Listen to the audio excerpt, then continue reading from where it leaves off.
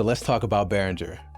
I don't know about you guys, but I am pretty excited about the new releases that Behringer are about to come out with.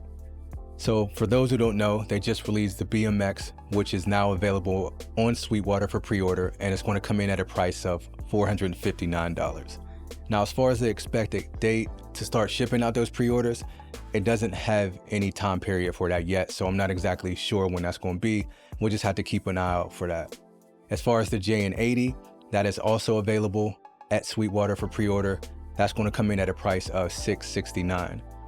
And I'm gonna just round it up to $700 because of taxes. That's probably what I'll end up paying. An expected day for the JN80 is going to be in May.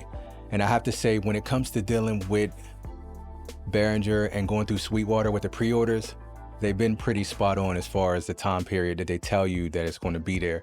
And I've noticed that it's been about 2 to 3 months after the initial release that they start shipping out those pre-orders. Now, the only thing I had to wait longer for was the Poly D. I waited about 6 months for that, but other than that, everything I've ordered from Behringer through Sweetwater, through the pre-orders, has arrived in the time they said it would. Now, while we're on the topic of the JN80, I've been seeing a lot of things about it as far as people not liking it. They think it sounds bad. They don't think it sounds like the Juno 60. They think it's a deep mine in a different colorway, same layout and everything like that. I don't care. That's all I can say is I don't care. The way I look at it is I've never used the original version of these clones that they make. I've never used the Juno 60, so I don't know every nuance, every way it's supposed to be. I don't know. The only thing I know is that it sounds the way that I would like it to sound. It's affordable and it fits within my workflow, and that's pretty much how I purchased all the gear from Behringer that I got, is because it met that criteria. And affordable being a big factor in the whole thing. Now, the reason why I don't have any of the originals is because I can't afford it. That's just the flat out truth. I cannot afford to pay $3 to $5 grand for a synth or pay $8,000 for an 808. See, I don't make money off music. I don't do this professionally.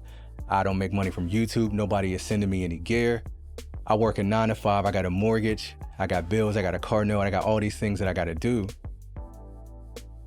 Can't afford it. But that's where Behringer comes in and levels the playing field.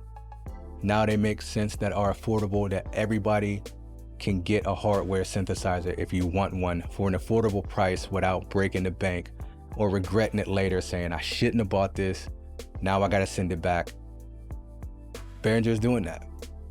So hate it or love it, you don't have to like these guys. You can even hate the 80s, but you have to respect that these guys are bringing gear to us at a price that's never been done before for this kind of gear. I haven't seen it. And go ahead and look on Reverb, price the vintage gear and see what you come up with. It's still too far out of reach, for me at least. Now, the people that can afford it, more power to you, and it must be nice. I will be happy to have them. The only original I got is the Juno 106 back there, and I got it at a good deal, but I had to put money into it to make it sound the way it does. And I don't think I'm gonna do that again because I ended up spending more money than I wanted to, so the savings I thought I had disappeared just like that.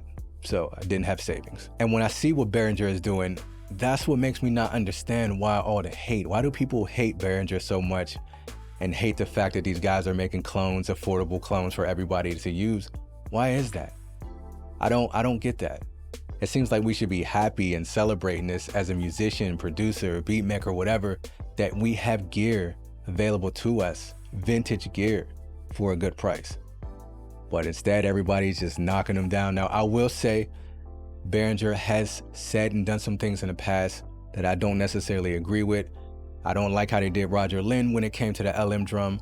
And there's certain things that they said in the past, but putting that aside, and the fact that they make clones, and the fact that you may hate the 80s, you have to look at the fact that these guys are making hardware that's affordable. No other company is doing that right now. No other company really cares how much money you spend. They know you're gonna spend it. And again, there's nothing wrong with spending money on gear if you got it. But at the end of the day, it's not about the gear. It's not about how many synthesizers you own. It's not really about that. It's about the person behind the gear that has the skills, honing those skills. It's about the love.